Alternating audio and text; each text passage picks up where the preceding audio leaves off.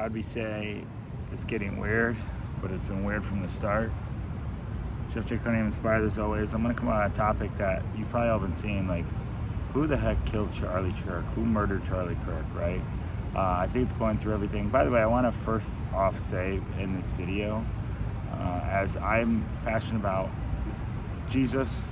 I was talking to one of the guys on the podcast last night, PVD's podcast that I watch religiously, talking about Candace too. And Candace Owens, if you don't know, she's been covering this.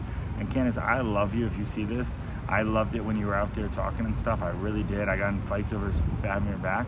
But it seemed to me, ever since she went into Catholicism, she's lost like the love of its relationship. Catholicism to me is always a, and I said this last night to Adam, but it's always a religion, right? And there's ways you do stuff, and what you have when you have Jesus and Christians, you know this, is relationship, right? And Satan is a great diffuser. He wants to get everybody distracted and take people off certain things. And he is a great deception of taking people off this truth. If Jesus is the one truth, then hey, let's pray to Mary here. Jesus is the one truth, then hey, let's say it's okay, but let's pray to Muhammad here. So as we are in these times for such a time as this, and I'm going through so much stuff right now, I have this inner cry and pull to really like pick up and not be afraid of what happened to Charlie Kirk, that it could happen. I was talking to my dad the other day, which my dad, pray for my dad. My dad's been a huge part of my success and everything. And he was like, he started me with my company, and my dad was just like, you know, Jeff, are you sure you want to do it?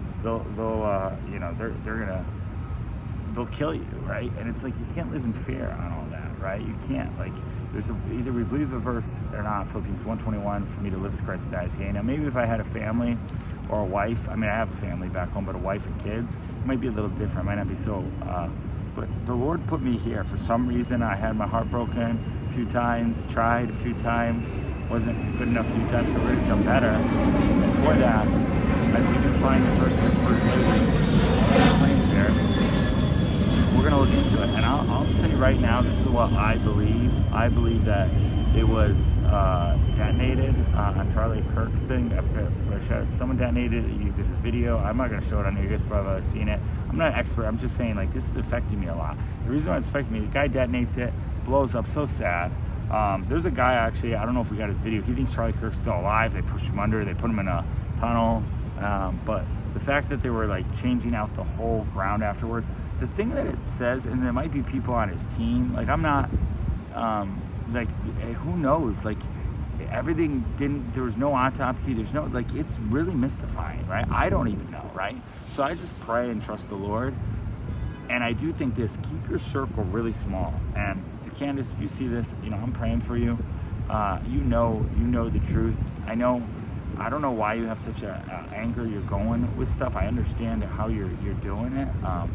And I think you're doing a lot. I think you're way ahead of people. You know, you're obviously in Turning Point way before. I wanted to join way back when, and I decided, no, I'm just going to build my own little course building business. And it felt so, it's great. We changed lives through courses, but it didn't feel like my calling. So I don't know what my future holds, but I know it's my future. I know Charlie Kirk did not die to a shotgun with Tyler Robinson. I think the whole text message and all the furry stuff was framed. I came to my own conclusions by just seeing, guys, what you see. And the reason why I'm putting this out there is because I want people to be held accountable for this. My brother passed away. I wanted the man who sold him the fentanyl and the drugs, I want him to be held accountable. My dad said no. He's like, it's the whole thing. I love accountability for people who need it, because that way things don't happen again. You know, maybe he doesn't sell fentanyl to somebody else. I used to be a teacher, right? Holding people accountable is how change gets done, right? You have to do something like that. And I mean, listen, I don't know. I really don't know, okay? I'm not gonna be on here and break down videos and show stuff and see all this stuff, but it's been taken over my feet and my mind, and does it really gain anything to me? No, I'm just saying do the right thing, right? As I go and do we're gonna be speaking at a couple universities and campuses here. On October 10th, I'm doing, and you're welcome to come. I'll put the Eventbrite. We're gonna do a meetup, You Don't Give Up in America, and showing what the new journey is. I hope to invite you along.